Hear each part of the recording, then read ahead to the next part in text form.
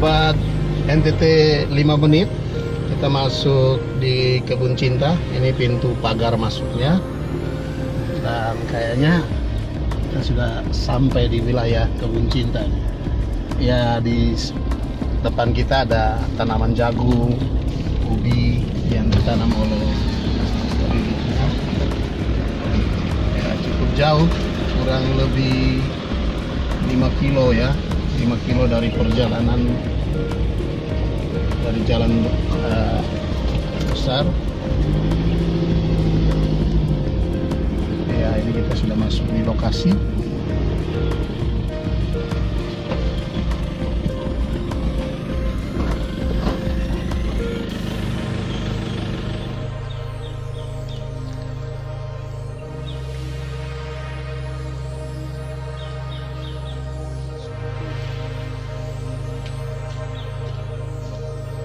Sahabat NTT 5 menit, hari ini saya bersama kru NTT 5 menit sudah tiba di kebun cinta.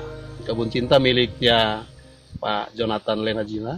Tapi sebelumnya mari kita melihat hasil dari kebun cinta ini.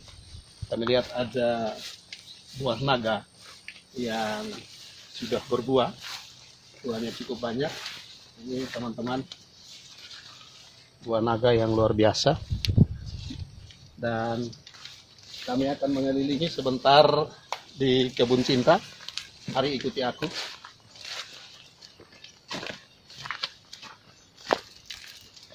Ya, ini luas sekali kebun cinta ini. Ini teman-teman, buahnya cukup ranum. Ya, saya sudah petik hasilnya. Ini yang dilestarikan, yang ditanam oleh sahabat kami, rekan kami, Bapak Jonathan Lenajina. Untuk itu sebentar kami akan berbicara dengan dia bagaimana cara sehingga dia bisa mengembangkan kebun cinta dengan waktu yang sedikit. Dan di sini ada kolam ikan yang dipakai untuk apabila hari-hari tertentu beliau mancing dan bisa makan bersama keluarga di sini. Inilah lokasi kebun cinta, dan sebentar kita akan mengikuti beliau bagaimana dia menanam untuk buka lahan baru. Masih ada di atas bukit, ada bukit kecil di situ yang beliau akan menunjukkan kepada kami untuk kebun baru. Kebun cinta ini akan diperluas lagi di sana. Oke.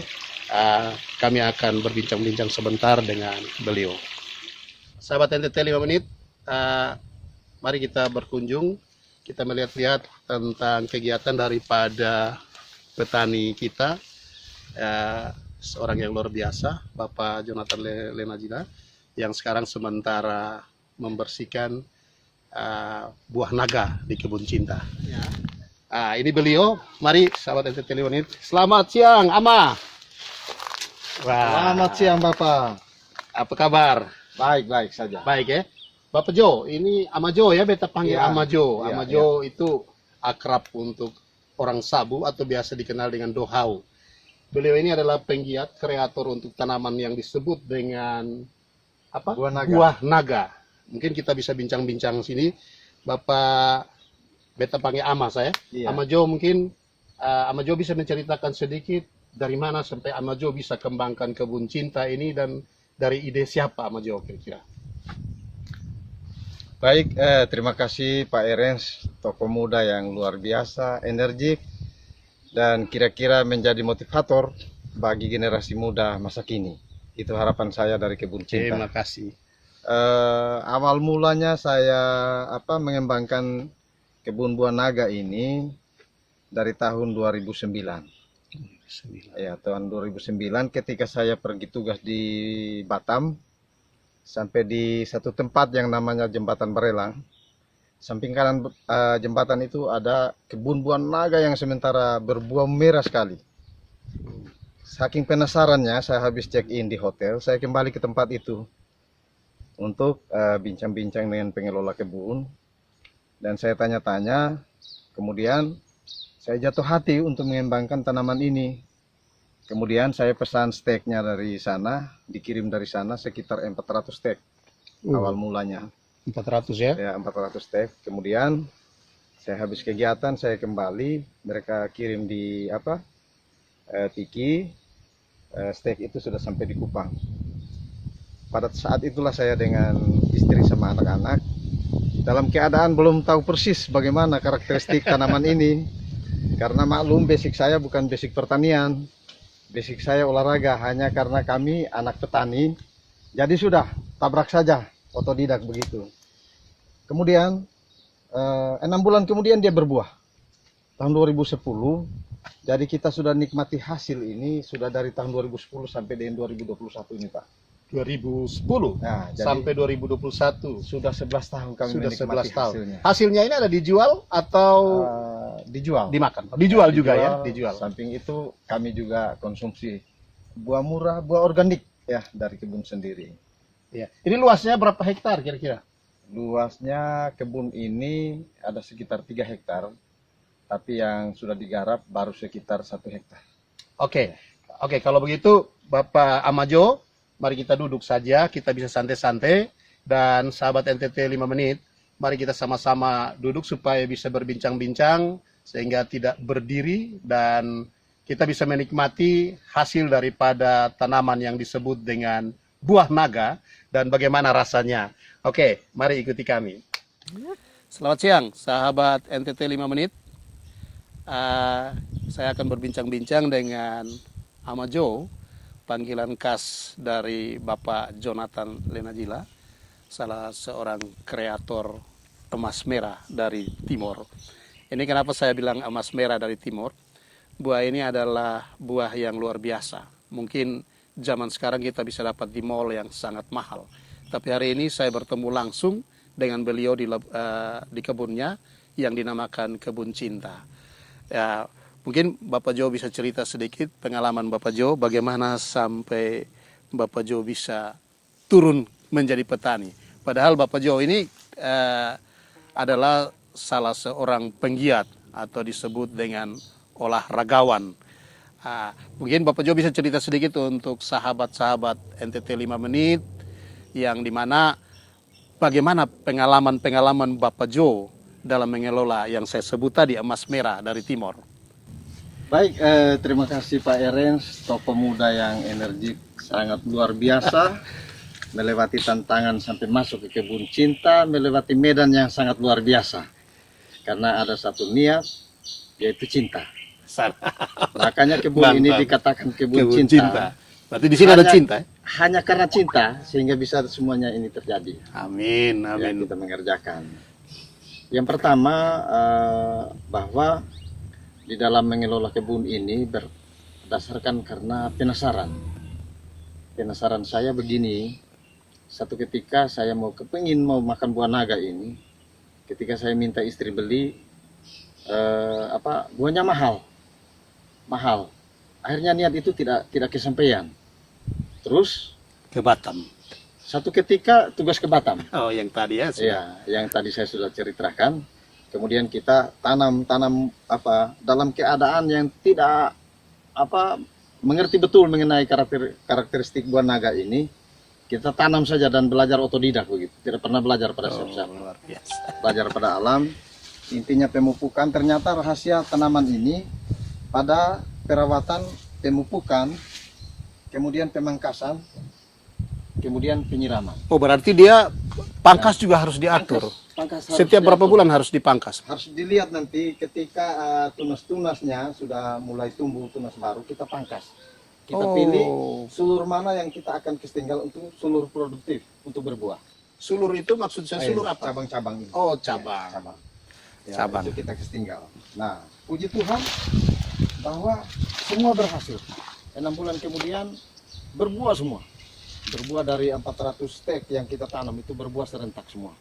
Tapi 400 anakan jadi semua? Jadi semua. Jadi semua. Tidak ada satupun yang rusak.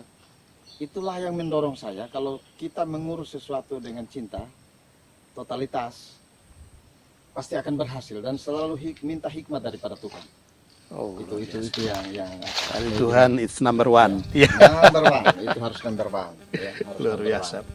Ya, kemudian kita kembangkan mimpi saya di kebun cinta ini Pak Erens, kita harus punya 1000 tiang. 1000 tiang ya. Nah, 1000 tiang berarti ada 4000 Anak pohon stek. naga, stek. 4000 stek. 1000 tiang Dengan- dengan 4000-an. Ya, dengan estimasi hasilnya sekali panen itu 1 ton. 1 ton. Nah, Jadi dari 4000 tiang itu Dari 1000 1000 tiang, 4000 stek. iya. Dia kalau diprediksi bahwa ke depan itu setiap 1 kali panen akan menghasilkan 1 ton.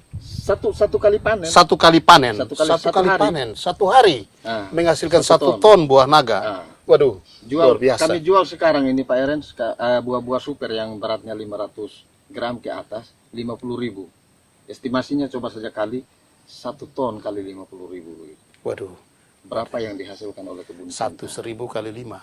Iya, Berarti bisa 5 jutaan ya. 5 jutaan. sekitar begitu. 1 Satu kali hari. ton, 1 hari. 1 hari, 1 kali panen. Wah, berarti dari hasil ini kalau kita serius berarti dia bisa menghasilkan lebih dari ya 10, 20, 30 juta mungkin. Satu musim panen ya yang sekarang yang kami alami itu lebih dari 20 juta. Iya. Berarti sahabat NTT 5 menit, kenapa kita tidak berani turun ke hutan? Kita tidak berani turun menjadi seorang petani. Alasan yang dibuat-buat biasa alasan klasiknya bahwa kita pegawai, kita lahir bapak, ibu polisi, bapak ibu karyawan, bapak ibu PNS. Ngapain kita harus jadi petani? Padahal dari hasil kita hari ini bercerita dengan Amajo, ternyata di sini ada sesuatu yang tersembunyi, ada emas merah yang tersembunyi. Jika kita serius, berarti kita bisa menghasilkan 1 hari bisa menghasilkan 5 ton, 5 juta dari 1 panenan, 1 kali panen. Nah, sahabat NTT 5 menit, mungkin selidik lagi lebih dalam dari ini Bapak Jo ingin kembangkan untuk ke depan. Apa harapan-harapan Bapak Jo untuk anak-anak muda di Kota Kupang, untuk sahabat NTT 5 menit ini, apa yang bisa Bapak Jo titipkan agar teman-teman, sahabat-sahabat di seluruh Indonesia bisa menyaksikan bahwa emas merah ini bisa bermanfaat juga untuk kehidupan kita ke depan. Mungkin apa yang harapan dari Bapak Jo? Harapan saya begini Pak Erens. Kalau saya mau sembunyi rahasia keuntungan dari segi bisnis, saya tidak akan buka. Karena untungnya seperti yang saya bilang 1 hari bisa menguntungkan 5 juta. 5 juta. Nah, tetapi saya posting di medsos, itu sengaja saya supaya adakah pemuda-pemuda NTT Kota Kupang, khususnya Kota Kupang yang mau mengikuti, mau bertani atau tidak. Oh.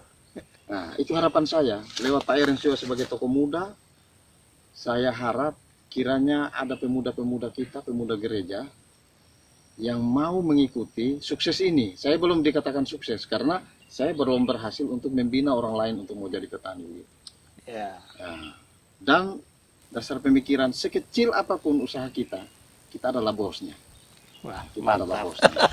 Sekecil apapun Usaha kita. usaha kita, Kita adalah bosnya. bosnya. Karena kita tidak hidup tidak diperintah-perintah orang. Berarti Amajo sudah menyampaikan hal ini kepada generasi penerus, artinya anak. Anak saya didik. Adik kalau hanya mau jadi pegawai honor bisa, tetapi gaji kamu berapa? Dari ini 1 hari bisa menghasilkan 5 juta Allah. Lebih baik urus kebun. Jadi anak saya sudah piara ayam Filipina dengan bebek.